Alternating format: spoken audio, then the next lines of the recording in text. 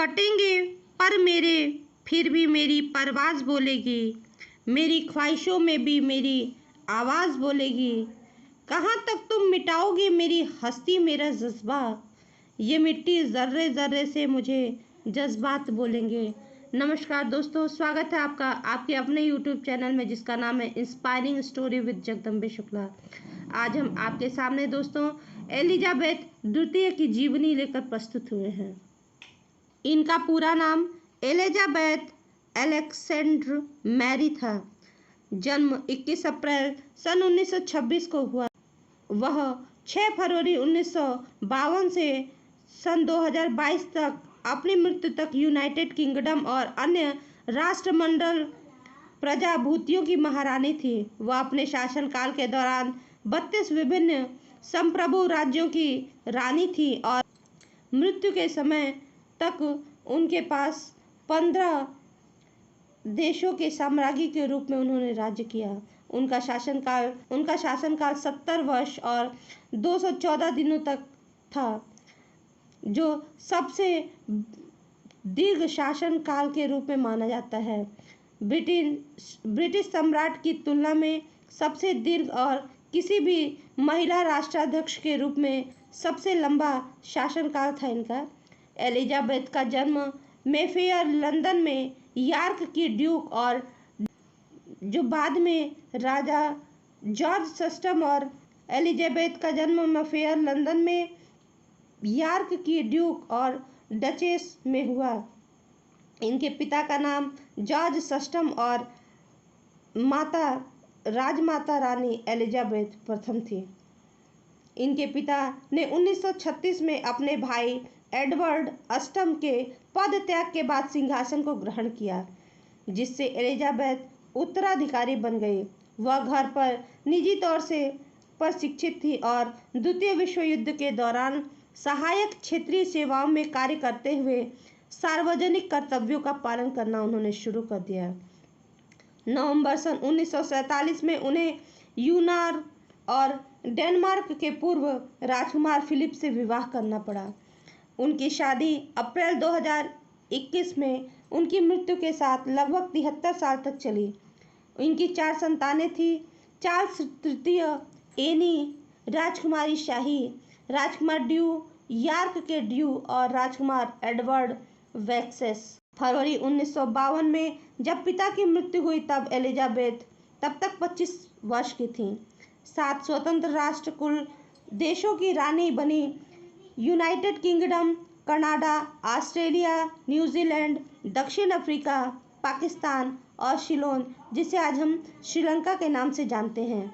साथ ही राष्ट्रमंडल के प्रमुख एलिजाबेथ के प्रमुख राजनीतिक परिवर्तनों जैसे उत्तरी आयरलैंड संघर्ष, यूनाइटेड किंगडम में आक्रमण, अफ्रीका की उपनिवेशवाद नीति और यूनाइटेड किंगडम के यूरोपीय समुदायों में प्रवेश और यूरोपीय संघ के बहिर्गमन जैसे प्रमुख राजनीतिक परिवर्तनों के मध्य में संवैधानिक साम्राज्ञी के रूप में उन्होंने शासन किया।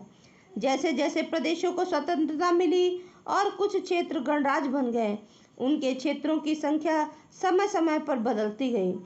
उनकी कई ऐतिहासिक यात्राओं और बैठकों में 1986 में चीन की राजकीय यात्राएं, 1994 में रूस की 2011 में आयरलैंड गणराज्य की और 5 पोप के साथ यात्राएं शामिल थीं।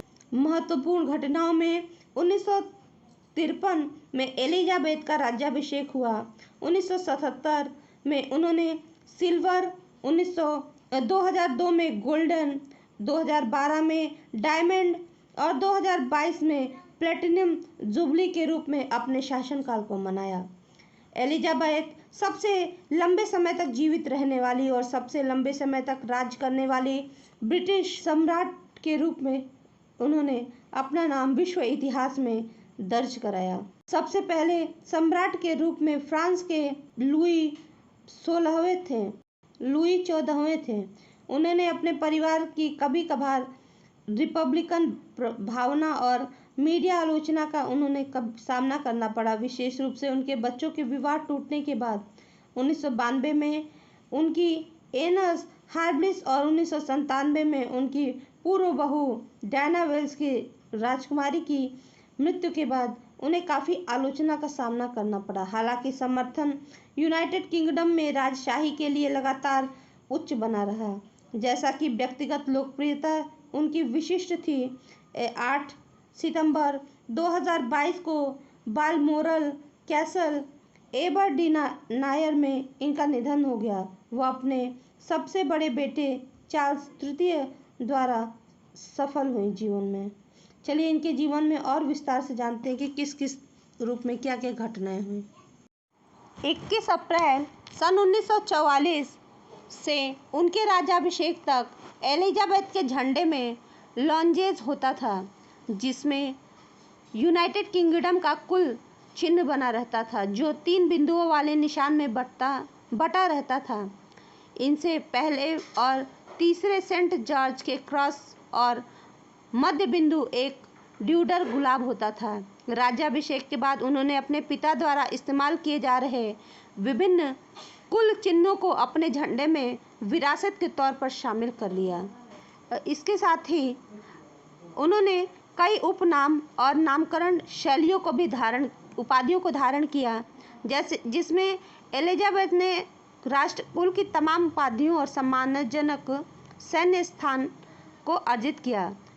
उन्हें देश विदेश से विभिन्न प्रकार के नामकरण, अलंकारों और सम्मान उपाधियों से नवाजा गया था। अपनी हर रियासत में उनकी एक अलग उपाधि थी, जिनकी शैली एक ही है, जैसे जमैका में Queen of Jamaica and her other realms and territories, अर्थात जमैका और अन्य रियासतों की महारानी। ऑस्ट्रेलिया में Queen of Australia and her other realms and territories आदि। चैनल द्वीप और आइल ऑफ मैन में जो अलग अलग रियासत होने के बजाय केंद्र शासित या ताश पर निर्भर राज्य थे, उन्हें क्राउन डिपेंडेंसीज की उपाधि ली। वहाँ उन्हें क्रमशः नॉर्मैंडी की ड्यूक और मैन ऑफ लॉर्ड की उपाधि मिली।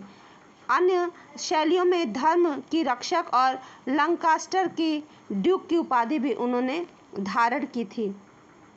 इसके साथ इनकी मृत्यु 8 सितंबर 2022 को हुई। उसके ठीक 5वें दिन इनको बड़ी शाही अंदाज के साथ इनका दाह संस्कार भी कर दिया गया।